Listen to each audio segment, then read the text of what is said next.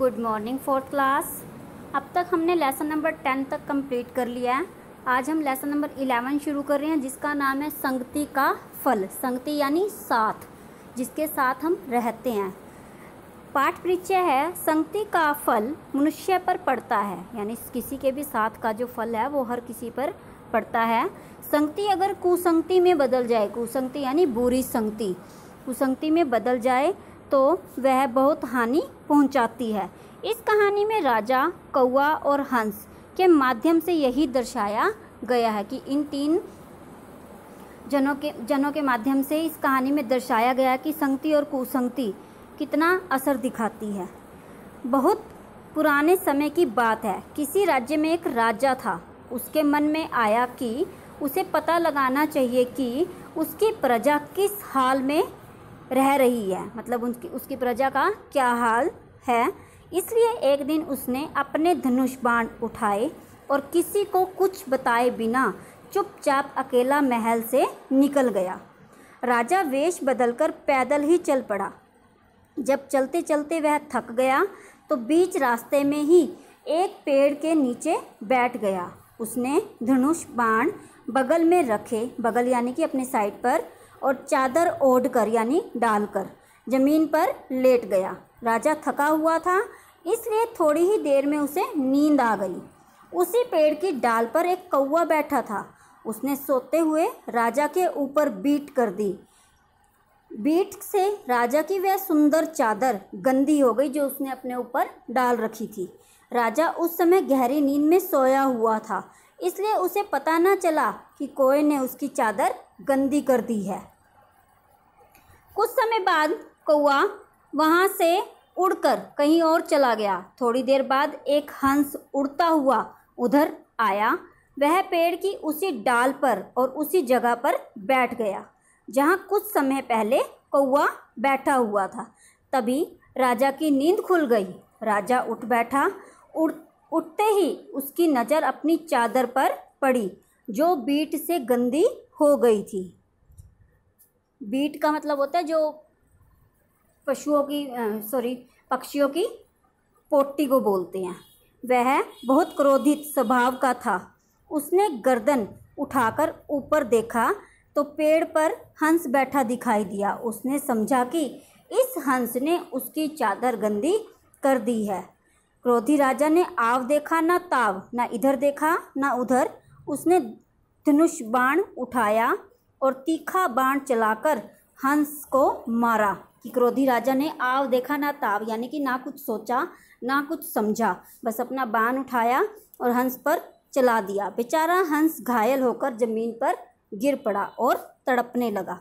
तड़पते हुए उसने राजा से कहा, हे राजा, मैंने ऐसा कौन सा अपराध किया कि तुमने मुझे अपना बाण का शिकार बनाया। मैं तो निर्मल जल में रहने वाला पक्षी हूँ। निर्मल यानी साफ या स्वच्छ। ईश्वर की यह कैसी लीला है, केवल एक बार उस दुष्ट कौवे की जगह पर बैठने की मुझे इतनी बड़ी सज़ा मिल रही है कि मेरे प्राण जा रहे हैं। जो सदा दुष्टों के साथ रहते हैं उनका क्या हाल होता होगा। कि यहाँ पर हंस ये कहना चाहता था कि मैंने तो ऐसा कोई बुरा काम किया ही नहीं जिसकी सज़ा मुझे मिल रही है और आज मैं मर रहा हूँ। पर जो लोग हमेशा ही दुष्ट लोगों के साथ रहते हैं तो वो उनका क्या हाल होता होगा। हंस ने प्राण छोड़ने से पहले राजा से कहा, हे राजा, तुम दुष्टों की संगति कभी मत करना, कि तुम बुरे व्यक्तियों की संगति कभी मत करना, क्योंकि उनकी संगति का फल ऐसा ही होता है कि उनका साथ रहने का फल हमें ऐसा ही मिलता है। राजा को अपने अपराध का बोध हो गया। अब वह बहुत पछता रहा था, लेकिन हंस को बचाने के लिए वह कुछ नहीं कर सकता था। उसने उसी समय दो प्रतिज्ञाएं ली, यानी कि दो कल्पनाएं की कि पहली, वह कभी भी बिना सोचे समझे कोई काम नहीं करेगा। दूसरी, दुष्टों की संगति कभी नहीं रहेगा, यानी कि गलत लोगों के साथ कभी भी नहीं रहेगा। तो इससे हमें यह शिक्षा मिलती है कि हमें कभी भी बुरे व्यक्तियों का साथ नहीं करना चाहिए। हमें हमेशा अच्छे लोगों के साथ रहना चाहिए। बुरे लोगों के साथ रहने का फल हमें बुरा ही प्राप्त होता है। अगला टॉपिक है हमारा शब्दार्थ। क्रोधी, गुस्सा करना, स्वभाव, आदत, अपराध, पाप, निर्मल, स्वच्छ, बोध, ज्ञान, संगति, साथ, दुष्ट, राक्षस। इसके बाद हमारा टॉपिक आता है इस लेसन के मौखिक प्रश्न। मौखिक प्रश्न में आता है चादर पर बीट किसने की थी? चादर पर बीट कोए ने की थी। चादर पर बीट किसने की थी? यहाँ पर किसने की जगह आ जाएगा? कोए ने की थी। पेड़ की डाल पर कोए की जगह कौन बैठ गया? पेड़ की डाल पर कोए की जगह हंस बैठ गया, कि वह उड़ता हुआ हंस आया और कोए की जगह पर बैठ गया। उसके बाद हमारा नेक्स्ट टॉपिक आता है सही उत्तर पर सही का चिन्ह लगाइए। उसी पेड़ की डाल पर एक डैश बैठा था, कौवा। उसी पेड़ की डाल पर एक कौन बैठा था? कौवा, तोता, कौवा, हंस। तीनों में से आंसर क्या आएगा? कौवा। नेक्स्ट है हमारा राजा बहुत डैश स्वभाव का था, नम्र, क्रोधी या मधुर। तो तीनों में से आंसर आएगा क्रोधी। कोए की जगह डाल पर बैठ गया तोता, हंस, कबूतर। तो कौन बैठ गया? हंस।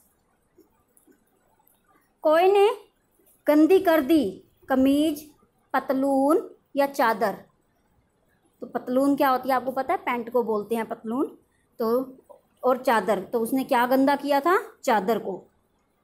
रिक्त स्थान भरिए। राजा डैश बदलकर डैश ही चल पड़ा। राजा वेश बदलकर पैदल ही चल पड़ा। सेकंड आएगा उसी पेड़ की डाल पर एक डैश बैठा था। उसी पेड़ की डाल पर एक कौवा बैठा था। बीट से राजा की वह डैश चादर गंदी हो गई। वह सुंदर चादर गंदी हो गई। तभी राजा की डैश खुल गई। तभी राजा की नींद खुल गई। मैं तो निर्मल जल में रहने वाला पक्षी हूँ। मैं तो डैश में रहने वाला पक्षी हूँ, निर्मल जल में रहने वाला पक्षी हूँ। उसके बाद हमारा नेक्स्ट टॉपिक है निम्नलिखित कथनों के सामने सत्य और असत्य लिखिए। राजा प्रजा के हाल का पता लगाना चाहता था, सत्य। कि राजा जो था वो प्रजा के हाल को जानना चाहता था कि उनका क्या हाल है राज्य में रहकर। सेकंड आएगा पेड़ की डाल पर एक कबूतर बैठा था, असत्य। बीट से राजा की कमीज गंदी हो गई थी, असत्य। कमीज गंदी नहीं हुई थी ना, चादर गंदी हुई थी। राजा शांत स्वभाव का था, असत्य, क्योंकि राजा तो क्रोधी स्वभाव का था। राजा को अपने अपराध का बोध नहीं हुआ, असत्य। उसे अपने अपराध का बोध हो गया कि उससे बहुत बड़ा अपराध हो गया है। तो आज तक की हमने ये एक्सरसाइज अपनी बुक में फिल करनी है और क्वेश्चन आंसर और शब्दार्थ नोटबुक में लिखने हैं।